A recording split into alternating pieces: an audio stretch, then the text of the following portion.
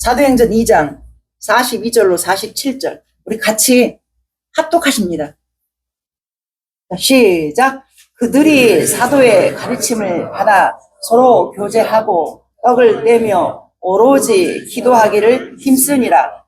사람마다 두려워하는데 사도들도 말미암아 기사와 표적이 많이 나타나니 믿는 사람이 다 함께 있어 모든 물건을 서로 통용하고 또 재산과 소유를 팔아 각 사람의 필요를 따라 나눠주며 날마다 마음을 같이 하여 성전에 모이기를 힘쓰고 집에서 떡을 떼며 기쁨과 순전한 마음으로 음식을 먹고 하나님을 찬미하며 온 백성에게 징송을 받으니 주께서 구원받는 사람을 날마다 더하게 하시니라.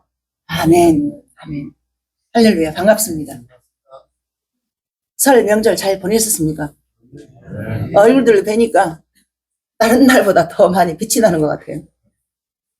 한 살들 다 더 드신 것을 축복합니다. 우리가 한 해 한 해 살아갈수록 하나님 나라가 가까워 오매 그저 감사하면서 살아가는 하루하루가 되었으면 좋겠습니다. 감사합니다. 이제 말씀 전하기 앞서 제가 소식을 전합니다. 지난번에 우리 고목사님 대장암 보험도 없고 다 없고 인천에 그 교회 2년 하는 동안에 전부 싹 보험 다 깨버리고 아무것도 없다고 했잖아요. 그래서 저희 새벽기수 교회가 그분에게 이제 헌금을 조금 해드리면서 제가 뭐라고 믿음의 말씀을 드렸었냐면은 목사님 우리 교회가 약하지만은 목사님의 이 치료를 위해서 드리는 이 돈이 마중물이 뭔지 알죠? 그 시골에서 그 물 한 바가지 넣고 끓이면 물이 막 나오잖아. 그 마중물이 되어가지고 목사님의 이 치료에 정말 부족함이 없는 그런 은혜가 임하기를. 그런데 진짜 주님이 하셨어요. 어떻게 하셨냐면은 기기묘묘하게 그게 있는지도 몰랐는데 그 보험공단에 무슨 뭘 신청을 하면 그 뭐가 나온대요. 저기 MRI비랑 뭐 이런 것들 100만이 넘게 나왔는데 그 4만 원밖에 안 나왔대요.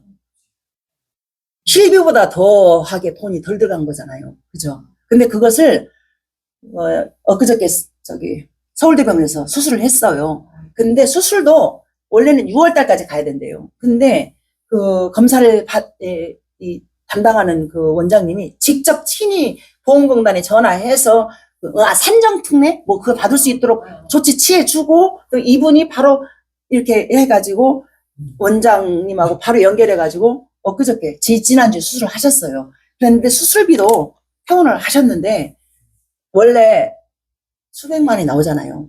근데 100만 원밖에 안 나왔대요.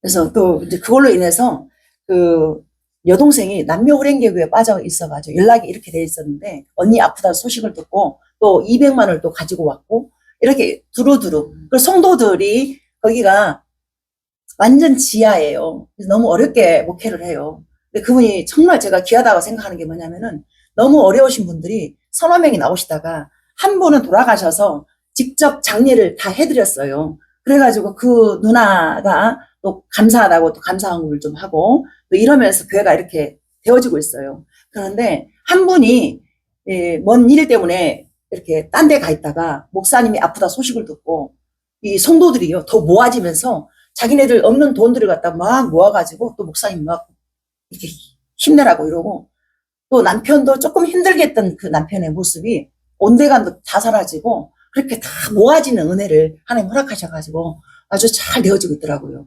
그래서 참 하나님께서 그렇게 그래서 이제 남편 집사님이 저한테 이렇게 연락이 왔어요. 뭐라고 했냐면은 이렇게 연약할 때 하나님의 은혜가 어떻게 합력을 해서 선을 이루어가는지 직접 눈으로 보게 돼서 너무 감사하다고 이렇게 저한테 이제 문자가 왔더라고요. 그래서 이제 주님이 하시는 것은 우리의 생각이나 하나님의 생각 분명히 다르잖아요. 우리는 아파서 허우적대지만은 하나님의 은혜는 벌써 이미 모든 그 피할 길을 내어놓으시고 눈으로는 안 보여요. 그래서 그렇게 가게 하시더라 그 말입니다. 감당할 만한 그 은혜를 허락하셔서 이기게 하시더라고요. 자, 우리가 지난주에 이제 그리스도인의 교회 생활 첫 번째 드렸고 이제 두 번째 날입니다. 자, 지난번에 우리가 이제 로마서 12장 그 3절에서 8절 말씀에 근거해서 제가 어떻게 말씀을 드렸냐면은 예배의 시작은 하나님 앞에 겸손이다. 겸손하게. 그래서 하나님 앞에 내가 아무것도 아니다. 그래서 안식일을 거룩하게 지키라고 그랬는데 그 안식일의 개념은 우리가 안식교회는 토요일을 지켜서 율법적으로 지키지만 우리의 안식일은 주의 날, 주님의 날, 그날이 언제냐? 주일이잖아요. 죽으시고 주일날 살아나셨잖아요. 그날을 기념해서 주의 날. 그래서 우리가 안식일을 지킨다라는 것은 지켜서 안식일이 아니라 하나님께서 이미 단번에 죽으셔서 십자가로 가셔가지고 일어나셨잖아요. 그죠?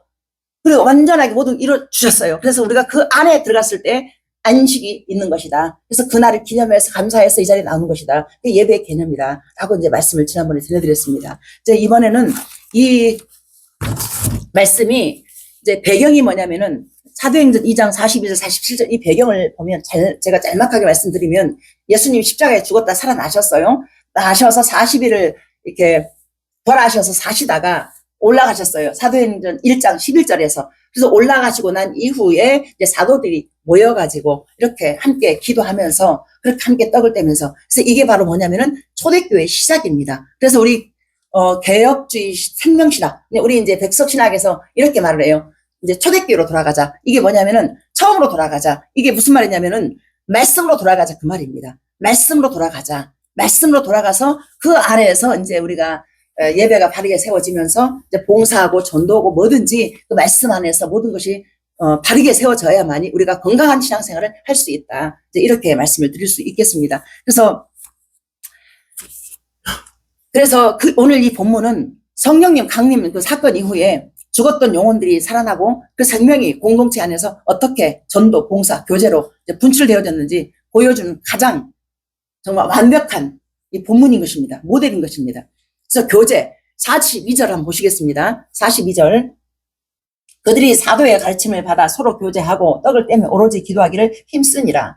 이 성도의 교제라는 것은 자 그냥이 아니잖아요. 사도의 가르침을 받아. 사도의 가르침을 받아. 그래서 이제 좀 있다 보면은 성전에 모이기를 힘쓰니라 라는 이제 말씀이 나오는데요. 사도의 가르침을 받아. 이게 저 같은 사람인 거예요. 목사인 이제 그러나 이제 우리의 개혁주의에서는 저 같은 목사만 가르치는 자가 아니라 얼마든지 성경을 많이 보고 많이 아는 사람 중심으로 해가지고 모여서 예배하고 기도할 때 이때 또 이제 성령님이 임하십니다. 왜냐하면 너희는 택하신 족속이요 왕 같은 제사장이요 거룩한 나라 그리고 소유된 백성이다. 그래서 우리가 한 사람 한 사람이 하나님 앞에서 모두가 다 제사장처럼 옛날 구약에는 제사장 외에는 제사를 지낼 수 있는 그런 명분이 없었어요. 근데 이제 이 시대 신약으로 와서는 모든 사람이 다 제사장이다. 자, 그러나 이제 하나님께서 교회를 세우시고 자, 교회의 본질이 뭐라고 했습니까? 교회는 건물이 아니라 모두 각 사람이 다 교회입니다. 왜냐하면 너희가 하나님의 성전인 것과 하나님의 성령이 너희 안에 거하신 것을 알지 못하겠느냐. 그래서 예수님을 믿는 무리들이 모여서 예배드리는 곳. 이게 이제 예배당이라고 합니다. 그래서 우리가 이제 그냥 부를 때는 그냥 교회라고 하지만 교회가 각 사람인 것.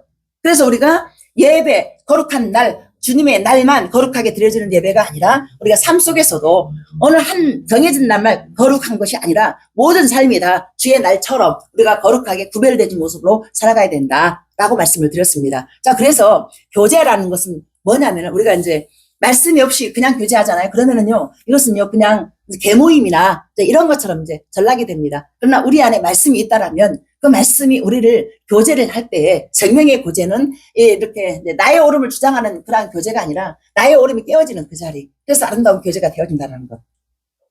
맞습니까? 항상 우리는 부모 자식 간에도 나의 오름이 너무 강하다 보니까 맨날 싸워요. 맨날 싸워요. 저도 이렇게 해서 맨날 싸워요. 그래서 저 아들하고 맨날 다툼하다가도 어느 때는 저 아들이 아이 내가 십자가로 가야지 뭐 이러면서 이렇게 말을 해요. 이제 그러한 그게 없으면은 그러니까 지금 이제 달라진 모습은 다른 것보다 완벽하게 살아서가 아니라 이렇게 대화 잘해요. 그러다 어떻게 막 툭 싸워요. 그럼 싸우고 나서 옛날 같으면은 그냥 까짓거 뭐 하고 그냥 며칠이고 입 딱 다물어 버리고 말 안 하면 되잖아요. 근데 요즘은 제가 그렇게 하지를 못합니다. 이제 나 싸우면 안 돼. 제발 내가 사과할게. 내 손 좀 잡아줘. 그럼 어느 때도 툭 치고 지나가면서 또 그러면서 왜 또 손 내미냐고 막 뭐라고 해. 근데 아니야. 내가 화해를 해야 내가 기도를 하지 이러면서 내 마음은 그냥 막 자존심이 상하는데 그냥 네, 이렇게 해서 맨날.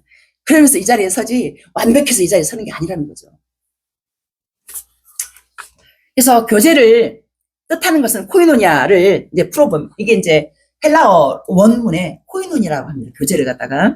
단순히 음식을 나누는 것을 넘어서 그리스도라는 공통의 기초 위에 생명을 공유하는 참회를 의미합니다. 이 교제를 칼빈의 그 기독교 강의에서 뭐라고 하냐면은 그리스도의 몸된 지체들이 서로의 은사를 공유하면서 전체의 유익을 도모하는 것으로 정의했습니다. 그러니까 교제도, 성도의 교제도 내 유익보다, 내 만족보다 하나님의 영광을 드러내는 그런 교제가 필요하다. 이제 그 말입니다. 기러기들 우리가 시골에서 많이 봤잖아요. 서울에서는 제가 많이 못 본 것 같아요. 그 기러기 기억하려는 거 모르겠습니다. 기러기가 보면은 이렇게 앞에 한 마리가 있고 쫙 쓰잖아요. 그 보셨죠? 전 많이 봤거든요. 근데 이게 의미가 있더라고요. 앞에 나가는 기러기 선두자가 가면 그 뒤로 쫙 따르잖아요. 그러면은 바람을 갖다가 이렇게 막아준대요. 그러면 이게 기러기들이 쫙 가다가 이 어느 이 사람 이 기러기가 지쳐. 그러면요 그들이 대화하는 법이 있겠죠. 그러면은 뒤로 빠지고 이렇게 교체를 해. 근데 이게 날아가는 속도가 71%를 갖다가 유익을 본대요. 기러기들이. 근데 거기에서 더 놀라운 것은 이 기러기들이 이제 누가 총 쏘거나 뭐 다치거나 했잖아요. 그러면 이제 떨어졌어. 그러면 내버려두는 것이 아니라 한 두세 마리가 내려가 가지고요. 이 기러기가 죽으면 죽을 때까지 같이 있고 아니면 났을 때까지 같이 있대요.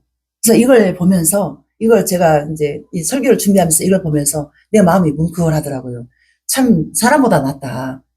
이렇게 연약한 자를 돌봐주는. 그래서 우리의 이제 교제가 말씀, 그러니까 이제 교회라는 공동체가 말씀을 가지고 교제하면서 우리 연약한 사람들 볼 수 있잖아요. 그래서 우리가 연약한 사람들을 우리가 이제 무시하거나 밟거나 이렇게 하는 것이 아니라 그들의 아픔에 같이 동참하면서 이렇게 공유하고 하는 그런 것이 필요하지 않겠느냐. 그래서 이제 초대교회의 이 묘본이, 모델이 그렇게 했다는 것입니다. 교제를. 그래서 그 다음에 이제 봉사에 대해서 알아보겠는데요. 44절로 45절 한번 보시겠습니다. 믿는 사람이 다 함께 있어 모든 물건을 서로 통용하고 또 재산과 소유를 팔아 각 사람의 필요를 따라 나눠주며. 여기 보면 성령이 임했을 때 사람의 손이 펴졌습니다. 45절에 나누어주며 이걸 이제 디아메리조라고 합니다. 저기로 헬라어로. 필요에 따라 철저히 분배하다라는 뜻을 가집니다. 이는 일시적인 감정이 아니라 공동체의 필요를 살피는 구체적인 사랑의 실천인 것입니다. 그래서 우리가 이제 제가 처음 은혜 받아가지고, 아무것도 없었잖아요. 그런데 이제 학교 갈 때 어느 권사님이 딱 저한테 와가지고 생각도 못했는데 저는 돈이 없으니까 그냥 주저앉아 있는 거지. 신학은 하라고 그러는데 뭘로 합니까? 그랬는데 이분이 오히려 사정을 하는 거예요. 나를 위해서 받아달라고. 근데 저는 그걸 못 받았어요, 제가. 저는 안 됩니다. 저는 뭘 제가 받으면 큰일인 줄 알고 제가 살았던 사람이기 때문에. 그랬는데, 그때 안 받았어요. 근데 한 달을 다시 오셨어요, 그분이. 그때 이제 울어. 그때 집사였어요. 집사님이 안 받아주셔가지고, 자기가 무슨 세금을 맞았는데, 뭐, 몇백으로 나와버렸대. 그 얘기 하는 게요. 그래서 그때는 제가 뭐 왜 받아야 되는 것도 모르고 그냥 그러니까 받았어요. 그리고 그런 식으로 돈이 막 모아지더라고, 저한테. 그러니까 이제 이렇게 초대교회 성도들처럼 은혜 받은 사람이겠죠. 그러니까 하나님의 은혜가 부어지면 손이 펴진다는 거죠. 손이 펴져서 저 사람에게 무엇이 필요할까? 이거를 갖다 이게 나눠줄 수 있는 그런 공동체가 되어야 된다는 것이죠. 그래서 서울 시민교회가 참 건강한 교회입니다. 그런 분들이 참 많습니다. 그래가지고 그 교회 안에서 제가 우리 남편에게는 돈 10원짜리를 안 받고 그 당시에 학교를 17학기 공부 다 했잖아요. 정말 주변에서 그렇게 우리 이 권사님은 또 힘드신데도 또 옷도 해주시고 막 이런 일들이 저한테 참 많았습니다. 그래서 저는 이제 이 목회가 저는 그런 마음으로 합니다. 우리 교회 안에 정말 어려운 분들 왔을 때 정말 이 하나님의 은혜 마음 그 심장이 부어져 가지고 그 누구라도 한 사람도 놓치지 않고 모두가 다 있는 사람 없는 사람 잘난 사람 못난 사람 다 섞여 있지만은 우리는 하나님 앞에서 똑같다. 누가 누구를 정죄 판단하고 할 그게 없다는 것이죠. 그래서 이 봉사가 이제 몸으로 하는 봉사도 있겠지만은 우리 오늘 몸으로 하시니까 기분 좋았잖아요. 그죠? 물질로 하는 봉사도 있다. 그래서 여러분들 혹시 이제 돈이 없어도 있잖아요. 마음에 감동을 줄 때가 있어요. 아, 내가 저분에게 좀 도움이 되고 싶다. 막 이런 있잖아요. 감동이 오잖아요. 그러면 여러분들 하십시오. 그러면 하나님이 분명하게 공짜를 하나 더 붙여줘요. 10,000원을 주면 10만 원이 생겨요. 10만 원을 주면 100만 원이 생겨요. 하나님 나라 원리더라고, 그게. 그래서 그거를 제가 경험을 많이 했잖아요. 남이 준 돈을 갖다가 또 누구를 줬더니 그 다음날 얼마가 생겨서 또 주라 해서 또 주니까 이렇게 하고 이런 식으로 계속해서 되어지는. 그래서 우리가 이제 몸으로 하는 봉사도 봉사지만은 물질을 가지고 있는, 내가 가지고 있는, 여러분 있잖아요. 우리가 물질을 아무리 평생 벌어가지고 그 물질을 갖다가 다 쓰고 못 갑니다. 쌓아놔봐야 자식들 있잖아요. 재산 분석만 해요. 그래서 물질을 잘 쓰는 것이 은혜인 거예요, 여러분. 모으는 것도 중요하지만 쓰는 것도 은혜인 거예요. 잘 써야 돼, 잘. 하나님 앞에서. 그래서 그러한 지혜가 여러분들이 다 있기를 소망합니다. 우리 우리 남편의 딸의 아기가, 딸인데, 그러니까 여동생의 딸이 돈을 겁나게 벌어요. 내가 상상할 수 없는 수만큼 돈을 벌어요. 그래갖고, 말만 하면은, 그래서 워커힐, 얼마? 한 끼에 10얼마짜리? 말만 하면 살던데. 근데 저는 그랬어요. 나는 그 돈 주면 사주라고, 돈 주면 사먹으라고 난 못 쓰는 사람이라고. 사람이 돈을 많다고 해서 돈을 그렇게 써버리면 안 되잖아. 근데 걔가 예수님을 믿었던 애인데 지금 예수님 안 믿어. 근데 엊그저께 지금 엄마 아빠 왔다 갔는데 이렇게 말을 하더라고. 그 고모부의 엄마가 무당이었고 또 우리 시어머니도 무당처럼 신이 왔다 갔다 하는 그런 게 있었어요. 근데 그 딸에게 그게 있는 거예요. 그래서 제가 이제 강력하게 안 되겠다. 교회를 나오게 해야 되겠다. 왜냐하면 그런 사람은 교회를 나가야 돼. 그래야 해결되지. 해결이 안 돼요. 그래서 돈만 많으면 뭐 하냐고. 그래서 이제 제가 그 얘기를 하려고 전화했더니 어저께 전화 안 받아가지고 전화해준다 하더라고요. 그래서 우리는 돈을 가진 것으로 우리가 만족하는 것이 아니라 예수님을 믿는 믿음이 내 안에 있을 때 그것이 만족을 주어서 그 안에 참 안식을 누리고 살아갈 수 있다. 그 말입니다. 그래서 여러분 돈을 벌라고만 하지 마시고 번 돈을 갖다가 주변에 어려운 사람이나 혹여 필요한 사람이 있다라면 이걸 예수님의 이름으로 이렇게 하잖아요. 하나님 다 보고 계세요. 작은 신음소리도 응답하신 그 하나님께서 그렇게 이끌어 가십니다. 돈을 받았을 때는요, 받은 사람은요, 그냥 돈 안 써요. 그 돈 붙잡고 부여잡고 얼마나 이 돈의 가치를 알기 때문에 이 돈 벌려고 생명 다 걸잖아요. 이 돈은 솔직하게 우리 여동생이 저를 돕게 할 때 하나님 그랬거든요. 네가 가진 돈이 네가 수십억을 갖고 있어도 나 하나님 내가 볼 때 이런 짜리 가치도 안 되는 거다. 그때부터 이 딸이 손을 벌려서 저를 돕기 시작하고 그래서 지금도 동역자가 돼가지고 그러고 있잖아요. 돈의 가치를 우리가 이제 잘 벌어야 되겠지만은 잘 쓰는 것도 진짜 돈의 가치가 되어진 것이다. 그 말입니다. 그래서 이 칼빈이 이 구절에 주석에서 어떻게 써 있냐면은 그리스도인들이 가진 모든 것을 사실 가난한 형제들 돕기 위해서 하나님께 이탁받은 것이라면서 청지기 정신을 강조했습니다. 그래서 우리의 생명도 우리의 재산 또 우리의 은사 우리의 재주 모든 게 다 하나님의 것이라는 것이죠. 그래서 빌립보서 3장 20절에 보면은 우리의 시민권은 하늘에 있다. 그래서 우리는 나그네인 것입니다. 나그네인 이 삶이 우리가 뭘 많이 갖고 쌓고 부를 얻어가지고 우리에게는 짐이 작을수록 우리가 인생 길에 있어서 가볍죠. 여행을 많이 하면 할수록 있잖아요. 짐 싸는 것이 줄어들어요. 근데 여행 못하는 사람은 짐이 많아요. 그래서 우리가 나그네잖아요. 그래서 우리가 쌓기보다는 쌓는 것도 중요하지만 그 쌓은 것을 갖다가 하나님이 주신 생명 오늘 밤에 걷어가 버리면 내 것이 아니잖아요. 그 어떤 부자가 농사 잘 지어가지고 그 창고를 갖다가 너무 넘쳐가지고 창고 지어서 거기다 딱 넣어놓고 배를 두드려가면서 세상에 이렇게 많은 것을 넣어놨으니 참 내가 이제 좋다 하니까 하나님이 뭐라고 하십니까? 그 부자에게 나타나가지고 이 어리석은 거사 오늘 밤에 네 생명을 내가 걷어가 버리면 너 저거 아무것도 아닌 것을 네 왜 모르냐고 이렇게 말씀하세요. 그래서 우리는 이 땅에 있는 동안에 하나님이 생명도 오늘 밤에 우리는요 새끼손가락 하나 있잖아. 하나님이 한번 딱 만져버리면요 못 움직여요. 우리 인생이 그게 아무것도 아니라는 거 하나님 앞에서. 근데 하나님을 인정하는 그 삶이 가지고 있든지 없든지 간에 하나님 앞에서 그 자체가 하나님이 인정하는 삶 자체가 우리가 예배인 것을 그리고 이게 바로 안식이며 쉼인 것입니다.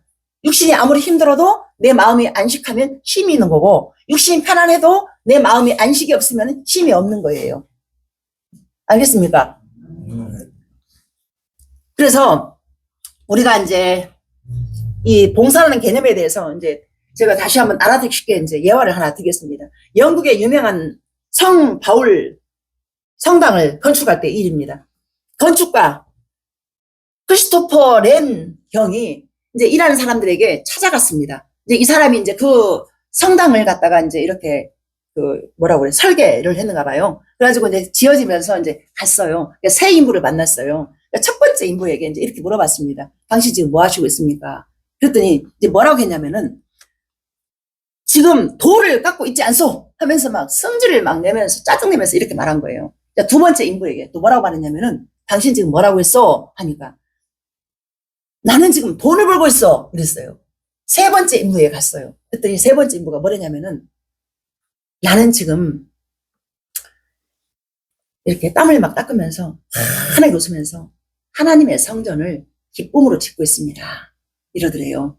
그러니까 똑같은 일을 하는데 그렇게 똑같은 봉사를 하고 있는데 이 사람마다 각기 생각이 다르기 때문에 그렇게 반응을 하더라는 거죠. 그래서 우리는 무엇을 하든지 우리 교회 안에서 이제 앞으로 커지면 일들이 많아집니다. 그러면 이것들이 절대로 혼자서 안 돼요. 마음을 같이 해서 오로지 기도하기 힘쓰면서 교제하면서 그러면서 봉사에 전념을 하는데 이게 내 일을 한다 하면 누가 알아주기를 원하고 누가 나 봐주지 않을까?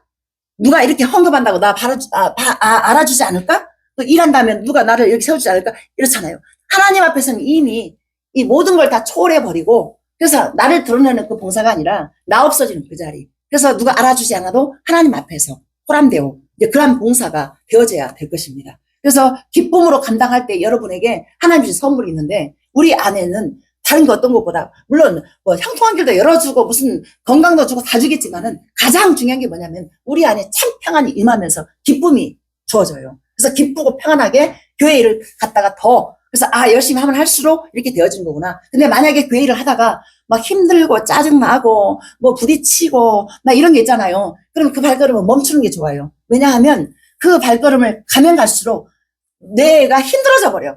근데 이것을 회복은 뭐냐면요. 골방으로 나아가세요. 그래서 그 모습 그대로 하나님 앞에 말씀 읽고 기도하시면서 말씀하시면 하나님 말씀하십니다. 그 모습을 짓밟는 것이 아니라 너는 그래서 내가 필요해. 너는 그래서 내가 필요해. 내가 너를 도와줄 거야. 내가 너를 알지. 이런 위로를 참 위로를 얻을 것입니다. 사람들에게 위로를 받으려고 하잖아요. 그 위로가 다시 한번 나에게 메아리가 돼가지고 또 나를 시험하게 만들어요. 그러니까 절대로 사람들에게 물론 공감하면서 막 공감 얻어내면서 같이 할 수 있어요. 근데 그건 한계가 옵니다. 그래서 말씀 읽고 기도하는 그 자리에서 하나님의 참 위로를 받으시기를 바랍니다. 그 다음에 이제 이렇게 되어지면은 이제 우리가 가장 낮은 자리에서 봉사도 해야 된다 그 말이에요. 가장 낮은 자리에서 예배하고 가장 낮은 자리에서 교제하고 가장 낮은 자리에서 봉사하면서 이제 그러면서 이제 전도가 되어지는데요. 온 백성에게 칭송을 받는 그 생명력, 생명사역 47절을 보세요. 47절 하나님을 찬미하며 온 백성에게 칭송을 받으니 주께서 구원받은 사람을 날마다 더하게 하시니라. 아멘입니다. 우리가 이제 교제와 봉사가 내부에서 뜨겁게 이제 일어날 때 그 결과물의 열매가 바로 전도입니다. 전도는 자 말로만 하는 것이 아니라 변화된 삶의 향기, 그 향기를 드러냈을 때 그것이 전도가 되어지는 것이죠. 만약에 우리 저 송 집사 도박, 알코올 중독, 언어폭력 막 그 상황에서 제가 만약에 남편을 막 함부로 하고 막 무시하고 막 이러면서 우리 시어머니도 안 돌보고 했으면은 전도가 되어졌겠습니까? 저는 힘들고 어렵지만 이것을 갖다가 이 남편 그러면 하나님은 그러면 또 막 안 된다고 못하겠다고 그러면 그러니까 너 내가 필요해 하는 그 자리에서 손 내밀고 그리고 40년 가까운 세월을 기다리면서 저렇게 술 끊고 도박 끊고 다 끊고 동역자가 되었잖아요. 자 이게 이제 전도라는 거죠. 이제 가까운 데서 가까운 가족 사람들이 그래요. 가족 구원이 제일 힘들다고. 가족 왜냐하면 가장 가까이서 나를 알잖아요. 그래서 신학에 딱 갔을 때 어떤 교수님 그랬어요. 저기 지금 여러분들 사명 받아 오셨죠? 그러면은 가장 알기 쉬운 사명자가 누구냐면 가족에게 가서 물어본대요. 삶의 태도를. 그러면 진짜 그게 가족에게 인정받는 사람이라면은 진짜 사명자라는 거죠. 이렇게 어떤 교수님 말씀하셨어요. 맞습니까? 그랬어요. 가까운 데서 인정을 받아야 이 전도가 그렇게 안에서부터 흘러나온다는 거죠, 생명이. 그래서 이제 이 예배 자리나 밖에 나가서 하는 여러분들의 삶이나 일치가 되어야 된다. 알겠습니까? 그래서 향수는 병뚜껑 열었을 때 향기가 납니다. 닫고 있으면 향기가 없다는 것이죠.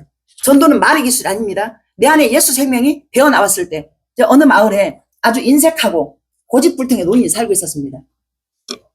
이 노인 옆에는 그 누구도 다가갈 수가 없어. 너무나 막 완고하고 뭐 맨날 쌈딱처럼 쌈만해. 그러니까 이 사람들이 가지를 않아요. 근데 어떤 청년 하나가 예수 믿는 사람이었나 봐요. 이 노인에게 언젠가부터 이제 아침 일찍 일어나서 마당을 쓸어주고 또 겨울 되니까 또 이제 땔감에서 갖다 놓고 아무 말 없이 그냥 왔다 갔다 했대요. 그랬더니 이 노인이 감동을 먹고 불렀대요, 어느 날. 도대체 나한테 왜 그러냐? 왜 나한테 이러냐? 그러니까 청년이 이렇게 말을 했대요. 나는 하기 싫은데, 나 힘든데, 예수님이, 하나님이 사랑하신다고 저한테 심부름 시켜서 제가 했습니다. 그러니까 어떻게 돼요? 이분이 마음이 사그르 다 녹아버리는 거죠. 근데 그 멘트를 제가 이렇게 보면서 이제 제가 기억이 나는 거예요. 우리 시어머니가 맨날 제가 죽 써서 그렇게 6년을 제가 봉사했잖아요. 헌신했잖아요. 우리 어머니 맨날 그랬어요. 앵무새처럼. 너는 나한테 와 이리 잘하노. 네 문디 같은 아들 낳아줘서 네 고생만 시키는데 나한테 와 이리 잘하노. 와 이리 잘하노. 어머니 저도 죽 쓰는 것도 힘들고요. 다 힘들어요. 근데 하나님이 어머니를 사랑하셔서 저한테 하래요.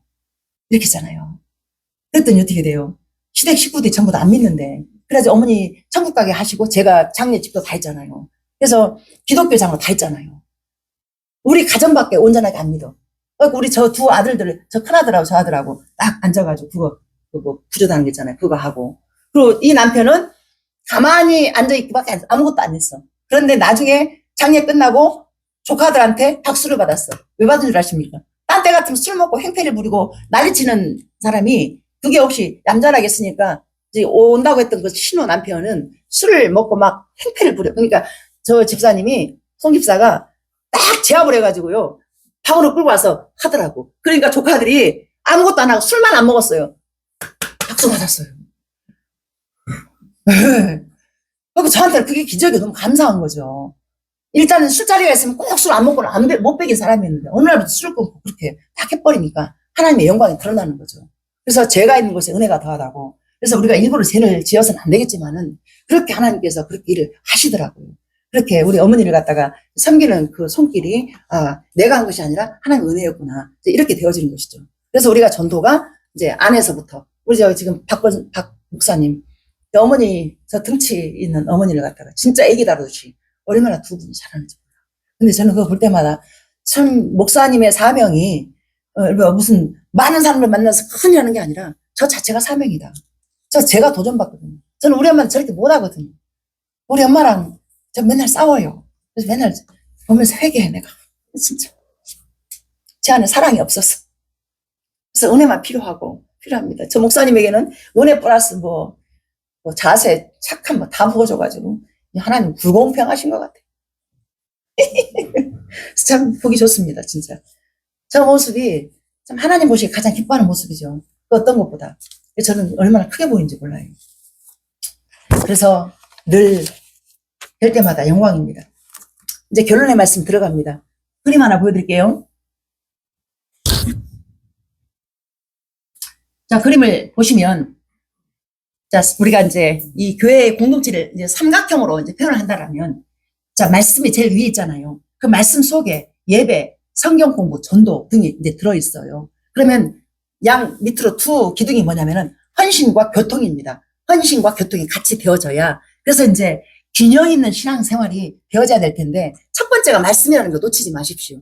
말씀 읽고, 그 다음에 이제 예배는 기본이고, 성경 공부와 전도 등이 이걸 이제 기본으로 따라온다는 거죠. 그래서 우리가 이제 시간 내서 이제 언젠가는 제가 이제 그걸 못 해가지고 지금 늘 제가 마음이 한쪽이 찌릅니다, 지금.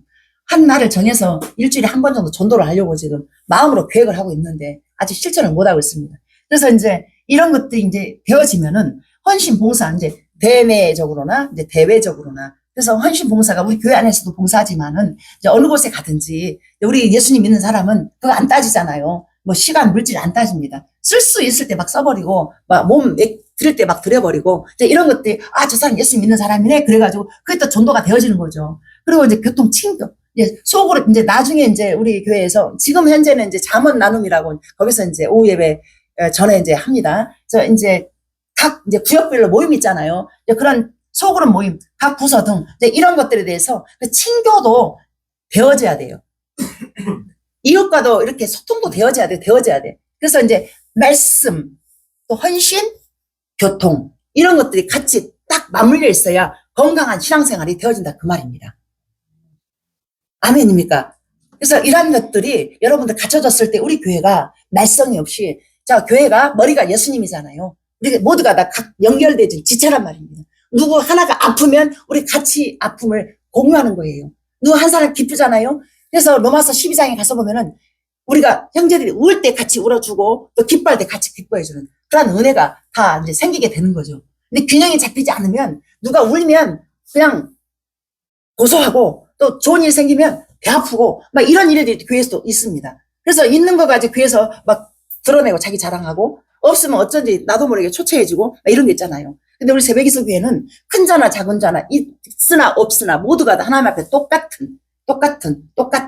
이렇게 이런 관점에서 바라보면서 서로를 아름답게 세워가는. 그래서 말씀 중심의 교제로 영적 갈급함을 채우고 하나님 앞에서의 봉사로 세상의 이기주의를 깨뜨리고 찬미와 칭송이 넘치는 삶으로 전도의 열매를 맺어야 할 것입니다. 에베소서 5장 8절에 보면은 너희가 전에는 어둠이더니 이제는 주 안에서 빛이라 빛의 자녀들처럼 행하라. 빛의 열매는 모든 착함과 의로움과 진실함에 있느니라 라고 말씀하고 있습니다. 마태복음 5장 16절 한 점 보고 마치겠습니다. 우리 같이 한번 읽습니다. 시작.